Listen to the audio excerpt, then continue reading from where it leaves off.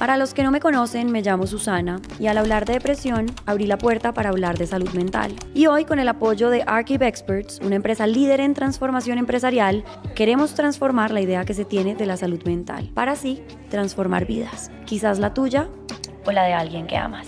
Este es un espacio donde a través de muchas voces vamos a visibilizar la realidad de la salud mental en este universo que nos une como humanidad y resignificar los momentos de oscuridad desde el universo que compone a cada uno de nosotros. Por eso, abro mi corazón y mi alma y les cuento mi historia con este acompañante llamado depresión. Invito a otros a contar su historia y junto a expertos les entregamos cuestionamientos y herramientas para acompañarlos a transitar su camino. Recuerden que cuando compartimos nuestra vulnerabilidad, cultivamos entendimiento y cosechamos conciencia. Bienvenidos a este viaje donde vamos a ir al fondo.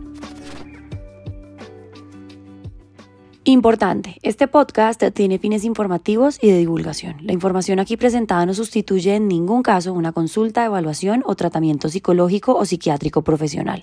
Si experimentas síntomas o necesitas apoyo en salud mental, te recomendamos enfáticamente buscar la atención de un profesional cualificado. Valen, bienvenida nuevamente. Vamos a seguir yendo en submarino al fondo. Me encanta. Con muchos temas que yo creo que en relación a la salud mental le pueden funcionar a muchas personas. Como lo he dicho varias veces a lo largo de mis conversaciones, es como hay mensajes que muchos necesitan encontrar para encontrar una salida y otros necesitan escuchar para entender. Entonces, bienvenida nuevamente para los que no la conocen. Ella es Valen, una gran amiga mía, Valentina Montoya, gran psicóloga, especialista en una corriente de psicología que es terapia breve, y como la terapia en general o un proceso terapéutico tiene de todo menos de breve, entonces explícanos un poquito qué es exactamente como esa corriente por la que tú te mueves y a través de la cual ayudas a la gente. Bueno, la terapia breve tiene algo muy chévere y es que en los años se ha ido dando cuenta que las causas de los problemas no siempre son lo que necesitamos para solucionarlos, ni entenderlas, ni ahondar en ellas. Eso no quiere decir que no sea información valiosa, eso no quiere decir que no sea bueno como ir adentro y entender. Al final, cada persona necesita un proceso diferente. En lo que yo me especialicé, que es para trastornos inhabilitantes y como depresión, trastornos de alimentación, fobias, pánicos, trastornos obsesivos compulsivos, digamos que estas patologías que inhabilitan mucho a la persona, funcionan mucho porque nosotros nos enfocamos en cómo funciona la realidad de la persona, cómo la persona está percibiendo su realidad y reaccionando ante ella. Entonces la premisa es que el problema no necesariamente se mantiene por ser grande o grave o por sí mismo o porque esté en un lugar del pasado que no puedo acceder, sino porque lo que estoy haciendo para intentar solucionarlo lo mantiene. Entonces lo que hacemos es intervenir en la dinámica que tiene la persona con el problema y eso empieza a generar un desbloqueo. Porque es breve precisamente por lo mismo, ¿no? Porque vamos rápidamente a cómo funciona y entramos como la conducta. Sí, como la conducta podría parecerse un poquito a la cognitivo-conductual, pero aquí utilizamos algo muy chévere que es la lógica no ordinaria, que sirve, por ejemplo, mucho con personas que tienen psicosis y delirio, que tienen una forma de ver la realidad muy lógica, muy irracional. Entonces entramos como en esa tubería inconsciente y racional de una manera muy estratégica, con protocolos y herramientas que ya están estudiados que funcionan, con una lógica muy buena que lo que hace es entrar en el lenguaje del paciente, no en la teoría. Y eso ayuda a que desbloqueemos muchísimo más rápido patologías que pueden llevar muchos años en las personas que tal vez con otras corrientes no habían podido desbloquear. Es que yo creo que yo a lo largo de mi vida he hecho terapia con diferentes terapeutas de diferentes corrientes y digamos que desde diferentes metodologías. Y después de todo lo que yo he vivido, yo creo que no todas las terapias son para todo el mundo. Sin duda, uno como paciente, hay perfiles de terapia en los que uno se siente más cómodo, uno fluye un poco más, pero también creo que no todas las terapias o no todos los tipos de terapias son para todos los momentos. Si yo me devuelvo un poco a mi historia, cuando yo les contaba acerca de mi hospitalización, que hablábamos de, claro, gran parte de lo que a mí me detona una crisis que me lleva hasta una hospitalización, pues sin duda es el lugar no sé, la profundidad de mi depresión, ¿cierto? Como el desbalance médico que en ese momento yo tenía como paciente psiquiátrico, pero sin duda también porque el tipo de terapia que yo estaba haciendo era una terapia que me llevaba tan al fondo, lo que ya habíamos hablado. Entonces, a diferencia de lo que tú haces, por ejemplo, es como yo miro para atrás y digo, claro, yo me dediqué a ir tan al fondo, al fondo, al fondo, al fondo, que me conecté tanto y vi tantas cosas y encontré tantas cosas tan difíciles de procesar, que es como si a mí en la Te misma... despertó una crisis. No, a mí en la terapia es como si me hubieran quitado el piso. Por eso además nadie quiere ir a terapia, ¿no? Porque pues es que es dificilísimo Ver y hacerte cargo. Exactamente. Entonces yo creo que eso también es muy valioso, que lo entiendan las personas que nos estén viendo y escuchando, y es, no todas las terapias son para todos los momentos. Hay que saber cuándo decir, no, tal vez me voy por acá, o tal vez busco a otra persona, y sin duda ustedes seguramente también lo saben, o sea, cuando pueden ayudar más a una persona desde su metodología. O si una persona viene como buscando respuestas existenciales ante la vida, yo lo podría hacer porque yo utilizo varias cosas. Me gusta mezclar precisamente por eso. Pero pues si fuese así, yo fuera una terapeuta estratégica, seguramente podría ayudar un poco, pero tendría que preferir otro tipo de terapia donde vayan más a este fondo, a estas conversaciones, a la profundidad, al inconsciente, a hablar muchas horas, etc. Okay. Entonces, bienvenidos a este primer episodio de Ir al Fondo para, en donde la idea es que, trayendo un poco un pedacito de mi historia, pongamos sobre la mesa, yo creo que temas que son difíciles de procesar, desmenuzar, entender, y la idea es que tú como profesional nos des tu mirada frente a eso y nos ayudes poniendo como unas herramientas sobre la mesa, además haciendo una aclaración antes, y es que esto no es un espacio terapéutico para los que nos estén viendo y escuchando. Es un espacio en donde todos podemos reflexionar, cuestionarnos, pero sin duda cada uno es responsable de hacer su proceso y de, si necesitan ayuda, pues levantar la mano y pedir ayuda. Así es. Yo ayer me encontré una frase, yo creo que perfecta para hoy, y es una frase de Nelson Mandela, que es: no hay mayor agonía que llevar una historia no contada dentro de ti. Me pareció perfecta. Y ahí te pregunto, ¿qué es lo primero que necesitamos como seres humanos para empezar a contar esa historia que no estamos contando dentro de nosotros, o que nos estamos contando mal? Porque yo creo que nos contamos la historia muy mal.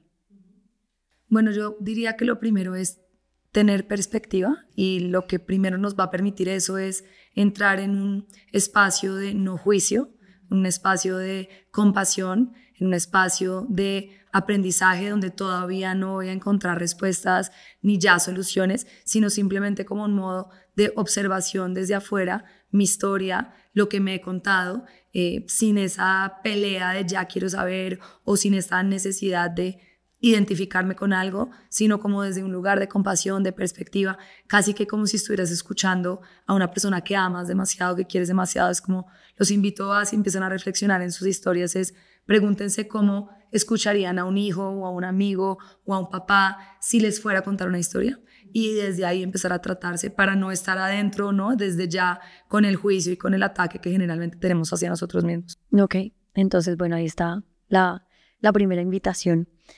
Cuando yo estaba escribiendo el episodio en donde les contaba acerca de mi historia y empecé a hablar, los que lo escucharon, los que no, pueden devolverse chun, chun, chun, y escuchar el episodio en donde hablo específicamente de mi camino. Yo hablo mucho de esa historia que yo me contaba de mí, de quién era Susana en el mundo, qué valor tenía Susana, quién era Susana para los demás. Y escribí algo que dice: la historia que nos contamos y le contamos al mundo para no ver y reconocer la realidad que nos corresponde es la historia que nos aleja de la historia que verdaderamente queremos vivir. Parece un trabalenguas. Pero no. Pero no. Y al tiempo sí, porque yo creo que desenredar esa historia que nos contamos de nosotros mismos, pues es demasiado difícil. Entonces, ahí voy como en mayor detalle.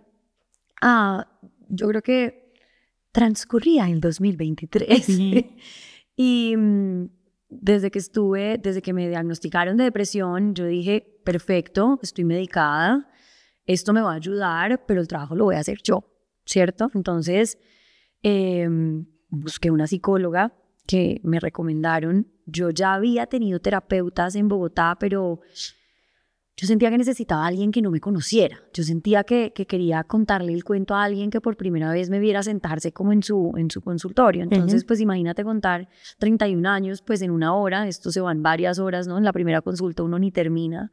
Yo creo que en la primera consulta de un psicólogo, el psicólogo nunca habla, ¿no? Uno llega a... Depende de la corriente, pero sí. Si es una historia larga y necesitas contarla, sí, te quedas ahí un rato. Uno habla y habla, y yo que hablo poquito. Entonces, claro, yo empecé a contarle la historia a mi psicóloga, Patricia, y no sé, quinta cita, algo así. Ella me dice, oye, yo te voy a decir una cosa. Desde que tú te sentaste en este consultorio no has hecho sino presentarme una Susana que es horrible, un monstruo muy berraco. Es decir, tú eres A, B, C, D, F, G, o sea, por dicho, eres una persona horrorosa. Y me decía, pero yo no he visto a esa persona. Ella estaba viendo obviamente otra cosa, no solamente desde sus herramientas como terapeuta, sino desde ser una completa extraña. Y me decía, tú te has contado este cuento muy bien contado. Y te lo has creído. Y te lo has creído tanto que lo has vivido. Y no te has permitido ser otra cosa. Ni, por ejemplo, entender, que era lo que yo decía, que no tienes rabia, sino tristeza. Que no necesitas pararte frente al mundo y, bueno, aquí que se venga todo el mundo y ser desafiante, sino que necesitas es que te abracen y que te quieran y necesitas amor, pero no tienes ni idea de cómo hacerlo. No te has dado permiso de estar mal, no te has dado permiso de que tus duelos te tumben al piso, no te has dado permiso de estar en el piso, no te has dado permiso, nuevamente, de ser vulnerable. Entonces, ese primer paso para mí fue entender que lo que yo decía y es entender que yo creía que yo era un monstruo, que ese monstruo obviamente pues merecía ser castigado, ¿cierto? Que era culpable de todo, merecía ser castigado. Y además de eso, pues si no me castigaban, entonces yo dañaba todo lo bueno que había en mi vida. Entonces como que verme desde la perspectiva de otra persona fue precisamente eso, me dio perspectiva, me permitió verme desde otro lugar. Y claro, yo ahí todavía no me estaba contando la historia distinta, yo me seguía contando la misma historia, pero era como un primer paso. Era un despertar importante. Entonces ahí va la pregunta y es, ¿qué impacto tiene? Porque además yo creo que esto es una cosa que nos pasa a todos los seres humanos con o sin diagnóstico de salud, o sea, con un diagnóstico de salud mental o sin un diagnóstico de salud mental. Que yo además estaba cargando una depresión, la berraca, y eso seguramente hacía todo 3 veces más difícil, 3 veces peor, y sin duda hay diagnósticos de salud mental creo que mucho más complicados que solo la depresión y la ansiedad, por ejemplo, que es como tal vez lo más común y de lo que se habla hoy en día más. Pero entonces ahí la pregunta es, ¿cómo esa historia que nos contamos de nosotros mismos y que construimos a lo largo de la vida impacta en nuestra salud mental? Pues mira, la historia al final, en términos psicológicos, es como este constructo de percepciones y creencias que hemos construido a través de lo que hemos vivido, digamos que es un círculo que se da de manera constante en el que algo que a mí me pasa, yo lo percibo, lo siento, lo vivo de una manera donde adentro de mí ya hay un montón de historia y de creencias que están ahí, y dependiendo de cómo yo lo recibo, cómo yo lo veo, pues voy a empezar a reaccionar. Y ante esa reacción, pues voy a seguir construyendo otras creencias. Digamos que eso es un círculo al que ahorita de pronto entramos y lo explicamos un poco mejor. Pero al final la historia que nos contamos, digamos que enmarca lo que percibimos del mundo, ¿verdad? Cómo nos relacionamos con nosotros mismos, con los demás, con el mundo. Y al final, si esa historia es negativa, si esa historia está llena de dolor, de rabia, de juicio, de culpa, de rechazo interno, de este famoso síndrome del impostor, pues la manera en la que tú vas a responder a tu realidad es basado en eso, y la probabilidad de que te sientas mejor o de que te sientas bien, pues es imposible. Entonces lo que termina pasando con las historias es que nos condenan, ¿sí? nos condenan a creer que hay algo mal en mí, nos condenan a creer que soy enfermo, nos condenan a creer que el mundo sería mejor si yo no estoy, nos condenan a creer que no soy buena para las relaciones y un montón de cosas que nos contamos, y al final precisamente como poder entrar en perspectiva y preguntarnos y un poco como decirle a la cabeza, voy a poner en tela de juicio lo que estás diciendo para ver si esto realmente es así, nos abre la puerta para empezar a generar un cambio en la percepción, que al final, sin importar si tienes un diagnóstico o no, todos los seres humanos tenemos un sistema perceptivo y reactivo, que eso ya es más técnico, y es la forma en la que nos relacionamos. Entonces, la historia es como el primer paso o una de las partes más importantes para que este relacionamiento sea sano o insano. O sea, cuando uno llega a terapia, lo primero que indaga un psicólogo es como, veamos a ver, este personaje, ¿qué historia se está contando? Es una de las herramientas, obviamente hay más cosas, pero al final todo se basa en cambiar la percepción que estás teniendo sobre tu realidad para que reacciones distinto, y esa reacción va a crear una nueva realidad. Sí, porque al final nosotros vemos afuera, es una proyección de lo que creemos y de lo que percibimos. Y la historia, si te das cuenta, es demasiado importante porque al final es lo que se ha repetido en el tiempo y está, digamos, afectado por lo que te han dicho tus papás, por tu educación, por tus amigos, porque las situaciones que vives las repites y las terminas como diagnosticando tú mismo en el tiempo. De la misma manera. Y entonces, entre yo más creo algo, pues más reacciono igual y siempre termino creando pues una misma situación, una misma historia que siempre me va a condenar. Y es un poco como lo que yo creo del mundo me puede condenar, ¿verdad? Porque al final es la forma en la que yo veo lo que pasa afuera. Y es lo que hacemos con eso que nos pasa, que una de las partes claves es cambiar la historia, lo que nos libera, ¿sí? Entonces la historia puede cambiar, que es un poco lo que yo creo que a ti te pasó. Yo creo que tú no tenías en tu mente como de pronto la esperanza o la claridad de yo puedo cambiar la historia. Para ti era una certeza, no había duda. Exacto, esto es lo que soy, y así reacciona Susana. Y claro, tú empiezas a contar eso, entonces yo me voy como a situaciones específicas y es, en este pobrecitos voy a gastarle, no el nombre porque no vamos a nombrar a nadie, pero voy a gastar a mis exnovios en este podcast, sobre todo al último. A ver, 31 de diciembre. Me quedé en Bogotá con mi novio. O sea, nuevamente yo sentía que en el fondo esto es un tema, esto es además súper inconsciente, no es como, ay, no, pero sí, entonces tú pensabas eso porque actuabas así. No, estoy hablando de que... No, son dinámicas automáticas. Sí, total. O sea, como que esto lo estoy diciendo aquí yo hoy después de muchos años de estos años de entenderlo. Pero claro, yo me sentía no merecedora de amor, entonces como que yo ponía a prueba a las personas que me querían entregar amor porque era, no, es que espérate, conóceme de verdad, conoce literal a esta persona, a esta hija puta que tienes al frente, y si te la aguantas, entonces ahí de pronto sí, ¿no? Era como que yo misma me estaba, nuevamente, yo era mi peor enemiga. Entonces me acuerdo que el 31 de diciembre, yo no sé, me habría inventado una pelea, o sea, en verdad, o sea, peleé por cualquier pendejada, ¿no? Y yo hoy miro para atrás e identifico que un montón de peleas que yo tenía dentro de mi relación eran reacciones súper automáticas y yo era súper irritable ante estímulos de amor. Cuando estaba pendiente de mí, cuando me cuidaba, entonces estaba pendiente de mí, es como, pero porque, déjame en paz, o sea, porque no seas intenso. No me controles. No me controles. Claro, sin duda eso puede suceder en una relación y uno tiene que tener la capacidad de, pues, cuando me están cuidando, cuando me están tratando de controlar, pero yo ya sé que en este caso no era así y yo lo sentía inmediatamente como una amenaza. Entonces, no sé, nuevamente 31 de diciembre seguramente monté una pelea por cualquier cosa.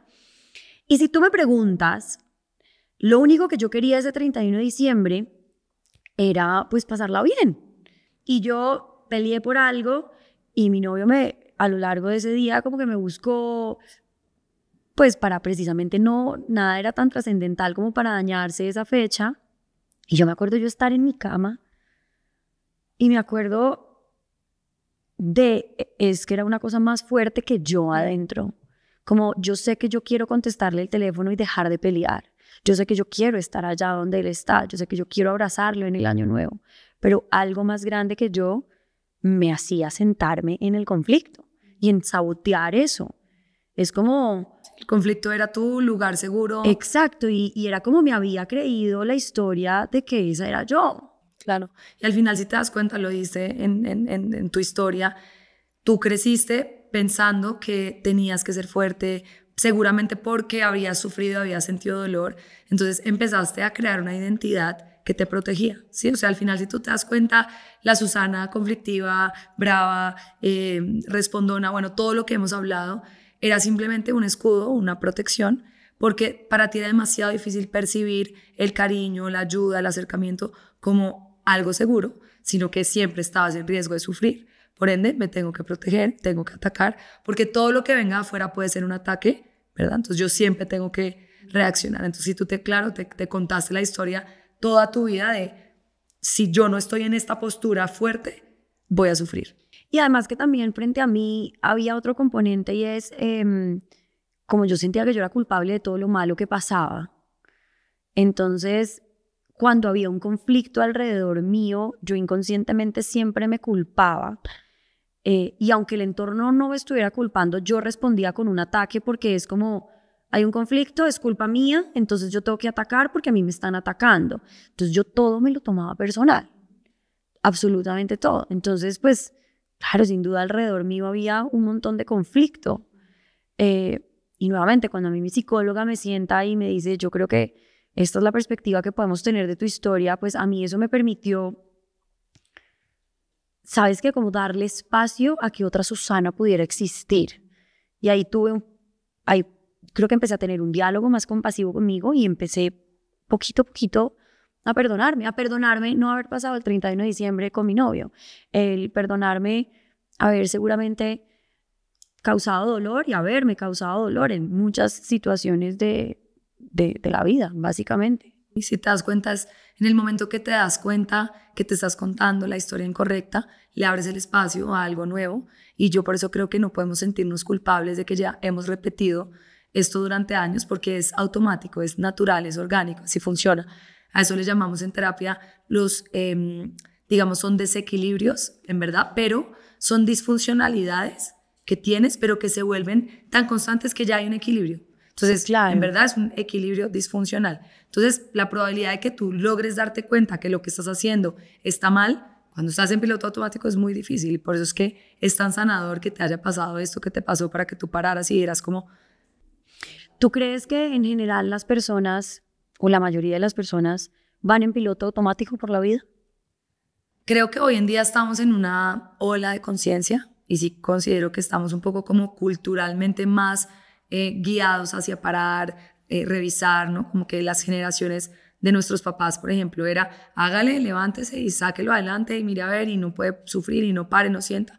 Hoy en día culturalmente ya es mucho más aceptado parar, sentir, pero en general yo sí considero que la sociedad y la inmediatez y la dopamina y el exceso de adicciones que hay externamente nos distraen demasiado. Y por eso es que me parecen tan sanadores los momentos difíciles, porque son los que te hacen parar y que tú te des cuenta como estaba distraída.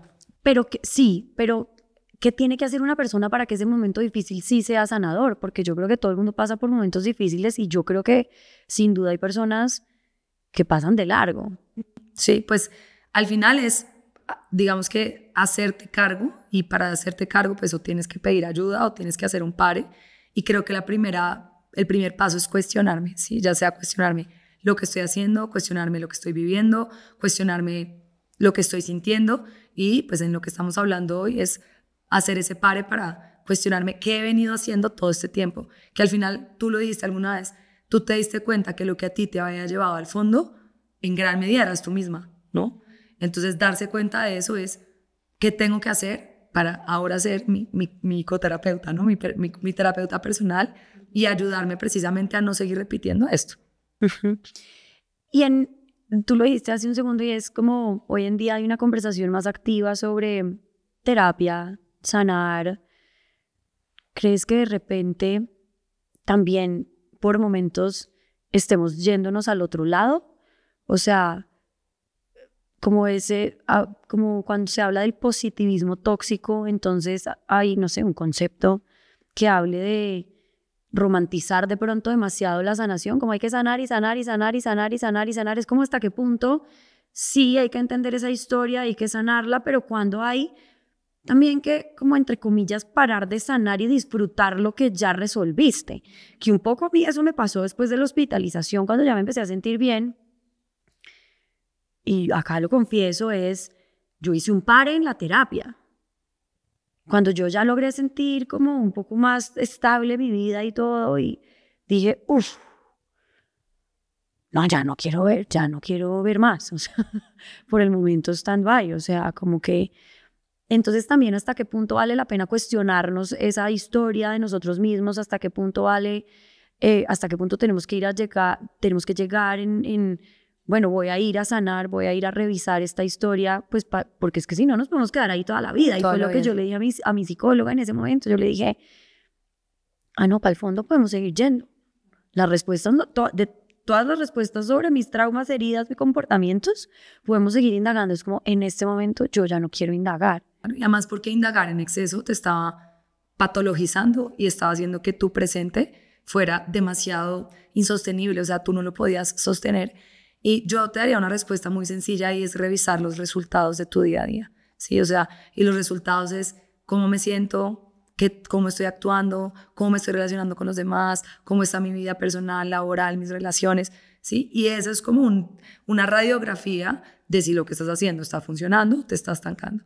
Y yo creo que tiene que haber una mezcla constante, como nada puede ser extremo, entre ir al fondo y salir a disfrutar, ¿no? Ir al fondo y salir a disfrutar. Porque al final un poco vinimos a esta vida a sanar, ¿sí? O sea, es como el plan del alma, y los que crean en eso, pues sabemos que vinimos al mundo precisamente a despertar del mismo mundo, pero tenemos unas personalidades y somos unos humanos que también necesitamos el placer, el disfrute. Y yo me haría siempre la pregunta de qué tan cargado está siendo mi día, ¿no? Qué tan pesado está siendo mi día, qué tanta capacidad estoy teniendo de disfrutar, cómo está siendo mi diálogo interno y mi relación conmigo misma. Y ahí es donde vas a poder saber si lo que estás haciendo te está metiendo más en la herida, sigues contándote una historia que seguramente no te está funcionando, o definitivamente estás avanzando. Y al final la única manera de darnos cuenta si estamos avanzando es en los resultados, ¿sí? Que tú veas mejoría en cómo te sientes, mejoría en cómo actúas, mejoría en tus relaciones, en lo que en algún momento te afectó y de lo que te quejabas, que se vea que hay un cambio real, más allá del entendimiento, porque tú puedes entenderlo todo, ¿sí? Yo tengo pacientes que han tenido violaciones, que han tenido maltrato psicológico y físico, y al final tienen procesos terapéuticos de 5 años y están igual. ¿Por qué? Porque lo que han hecho es ir atrás y entender, y sí, le han escrito cartas a la persona, pero resulta que la persona en el presente lo que hace es atacar a los hombres. Puede ser. Entonces, si yo no intervengo en eso precisamente, que es su creencia ante los hombres y su conducta, puedes entenderlo todo y no vas a desbloquear. Claro, entenderlo es el primer paso, pero no es lo que lo soluciona. No, además, como que a veces entenderlo es como conocer la historia para entenderla y de ahí seguir adelante, no para padecerla. Entenderla para cambiarla, o sea, que es un poco lo que te pasó a ti, que fue, entiendo que me he tratado como un monstruo. ¡Wow! Ahora, ¿qué tan verdad es esto? ¿Por qué me trataba como un monstruo? Porque yo creía esto y esto y esto. Entonces, al darte cuenta que detrás del monstruo había una persona que quería amor, ya no eres tan mala, ¿no? Si hay alguien, que seguramente hay un montón de personas detrás de esta pantalla y de estos micrófonos viendo y escuchando, que se están empezando a cuestionar sobre esa historia, que están empezando a mirar para adentro. ¿Cuáles podrían ser como unas herramientas básicas para empezar este camino frente a este gran tema que estamos hablando, que además fue como mi gran punto de partida? Y por eso digo, yo creo que estos episodios de ir al fondo están, digamos que, sustentados en esas grandes puertas, en esos grandes aprendizajes que yo tuve en mi camino. Hay millones de puertas por abrir. Estos son los que yo encontré y que seguramente resuenan con muchos de los que están ahí del otro lado. Y en mi caso personal y en la resolución, por así decirlo, de mi depresión, la historia que yo me contaba de mí fue una pieza importantísima, porque háganse de cuenta, como o sea, era como los cimientos de ese berraco edificio, ¿no? Y uno tumba el edificio, pero vaya, tumbe lo que está ahí como abajo, o sea, es más difícil. Entonces, ¿qué podrían ser como unas herramientas básicas o unos cuestionamientos iniciales para que una persona empiece, sí, como a verse en esa historia o a ver esa historia que se está contando? Yo creo que lo primero es entender que yo tengo una responsabilidad demasiado grande, y no solamente demasiado grande, sino la responsabilidad de lo que veo afuera. Entonces, lo primero es dejar de delegar eso a otra persona, ¿sí? Porque tendemos a delegar el dolor, y eso es un poco porque sentimos culpa, entonces lo delegamos. Entonces, lo primero es hacerme cargo de que yo tengo la responsabilidad y tengo el poder de cambiar lo que veo afuera, ¿sí? Que al final fue lo que a ti te pasó. Esto que les voy a decir no es algo que van a aplicar todas las veces, lo pueden hacer. Al final, cada proceso terapéutico es diferente, y yo siempre voy a decir, vayan a terapia para que cada uno pueda tener su proceso personalizado. Pero digamos que sí hay como 3 pasos que para mí son fundamentales, y es, primero, cuestionarte la historia. Y la historia es un poco cuáles son mis percepciones y creencias. Sí, ¿qué pienso yo de mí? ¿Qué pienso? ¿Qué creo yo de mí? Ajá.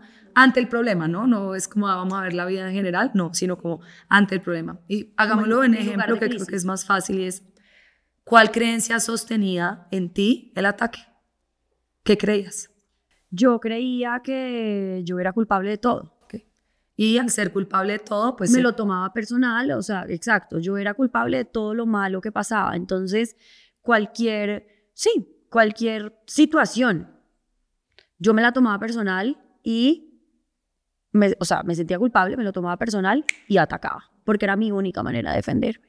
Entonces, primero es preguntarnos qué reglas, digamos, estoy intentando sostener en mi vida para evitar el malestar. Entonces, en el ejemplo que me acabas de decir es, para evitar el malestar, yo necesito defenderme. Claro. ¿Sí? Porque si no me defiendo, voy a sufrir y necesito evitar el sufrimiento. Entonces ahí es una Susana reactiva, irritable, es una Susana que siempre está esperando el ataque. Exacto. Para dar el golpe de vuelta. Y eso era.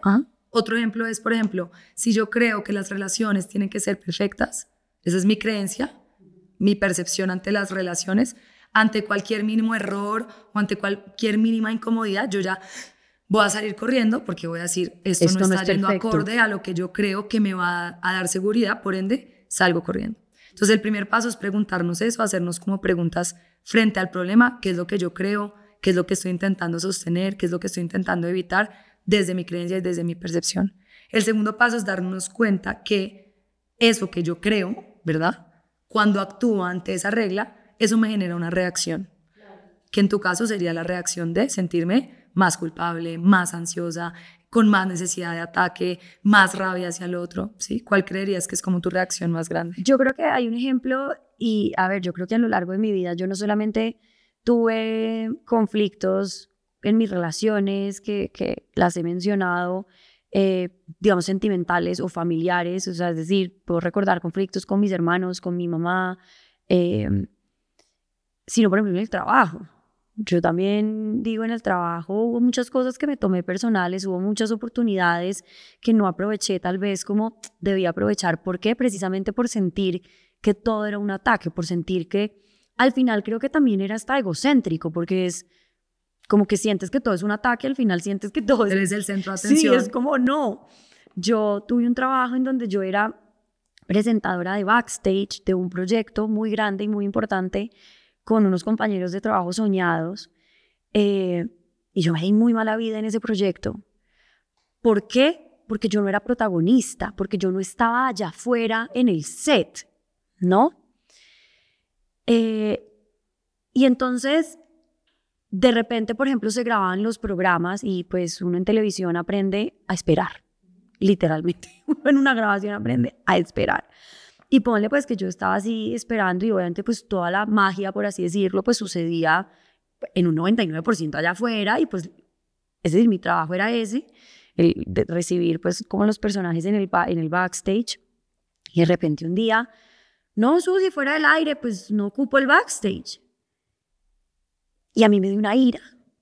Claro, o sea, me dio mucha rabia, reaccioné muy mal, absolutamente desmedida mi reacción.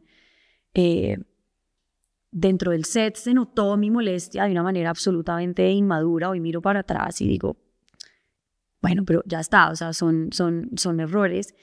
Y de ahí para adelante me amargué el proyecto porque sentía que cada que no grababan en el backstage era porque no querían grabar conmigo, porque entonces yo había hecho drama por no grabar y yo había reaccionado de tal manera, ¿no?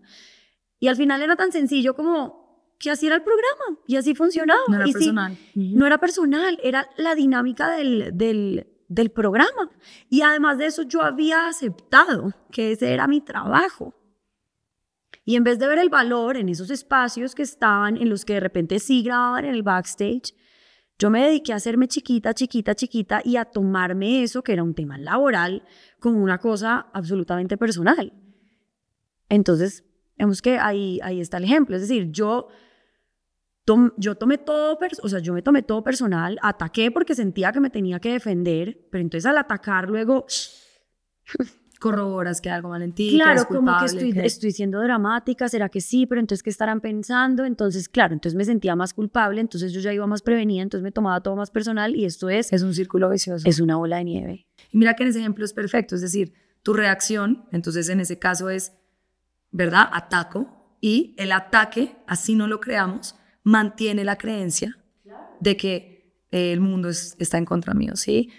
Sí, yo creo que las relaciones tienen que ser perfectas y ante un mínimo error me aíslo, ¿sí? Más corroboro la creencia de que no puedo construir algo bonito, que es lo que quisiera de pronto hacer realmente. No, y además porque al final de ese proyecto una persona que trabajó conmigo ahí y hoy le agradezco enormemente su honestidad, aunque en ese momento me haya dolido bastante, o sea, porque nunca lo entendí en ese momento.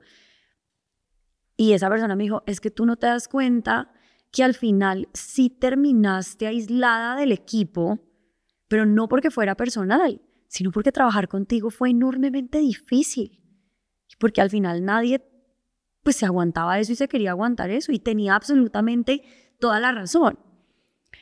Yo me acuerdo que ese último comentario fue porque fueron a tomar una foto de todo el equipo, como el fotógrafo del canal, ay, sí, es que hay foto, y yo en ese momento estaba en el camerino o algo así, y pues nadie me llamó para la foto. Entonces imagínate yo cómo me pude sentir. Claro, no me llaman para la foto porque yo no importo, porque yo no valgo, porque entonces el mismo, ¿no? El mismo, como esa bola de nieve construyéndose más y más y más grande. Pero al final es que también, por eso digo que era mi peor enemigo, porque pues esos comportamientos que nos sostienen esas creencias, pues también generan pues reacciones en los demás y eso generó pues una apatía frente a mí, es completamente... Entonces también me imagino que uno es el que hace, digamos que el entorno también mantenga esa creencia de uno mismo, porque uno se lo busca, básicamente. El ejemplo perfecto es, si yo soy paranoica y creo que el mundo está en mi contra, y yo salgo a la calle con un hoodie así tapada, muerta del susto, ¿no? Como súper pendiente, pues la gente me va a mirar raro. Claro. Y en el momento que yo recibo la mirada rara, corroboro que hay algo mal en mí, ¿sí? Entonces es lo que yo hago, lo que mantiene la realidad, ¿sí? Si yo salgo sonriente, la gente me va a sonreír y, ok, no está pasando nada. Pero precisamente lo que hago para evitar que me pase eso es lo que lo mantiene. Entonces, primer paso, cuestionarse, ¿no? Cuestionarse, exacto. Segundo paso es empezar a reconocer cómo mi reacción no me sigue haciendo daño y cómo eso que hago para supuestamente solucionar lo que me da miedo, mi creencia o mi percepción, la mantiene, ¿sí? Entonces, digamos, es súper fácil ya resumirlo y es, para cambiar o solucionar un problema tengo que primero cuestionarme y hacer como en terapia o leyendo o cuestionándote a ti mismo, empezar a preguntarte si lo que estás creyendo es real o no, ¿sí? Y una de las cosas, por ejemplo, psicoeducación es como decirte, oye, tú no eres el centro de atención, tú crees que todas las personas en el set están pensando en ti y la gente está pensando en sí misma. Sí, en su trabajo. En su trabajo. Entonces eso también te va a ayudar a ti como a entrar con menos resistencia, ¿sí? Y el segundo paso es entender que la forma en la que yo reacciono mantiene el problema. Entonces, acá hay algo muy importante y es no solo cambiar la creencia, sino tengo que voluntariamente cambiar la acción, así me cueste, para que yo pueda ver una experiencia nueva. Entonces, por ejemplo, yo te daría, si fueras mi paciente en ese momento, yo te diría, listo, vas a llegar al set y en el momento que te digan algo que no te gusta, vas a sonreír, ¿sí? Y vas a tratar de responder Sí, lo más te van a decir, gentil. Susana, hoy no grabamos Hoy en no el grabamos. backstage. Y tú vas a decir, no hay ningún problema, y vas a sonreír. Y el malestar te lo llevas a la casa, llegas, escribes, lo sacas. La idea es que puedas atravesar tu malestar. Pero esa acción nueva genera una reacción en ellos de, "Ay, Susana está súper chévere hoy.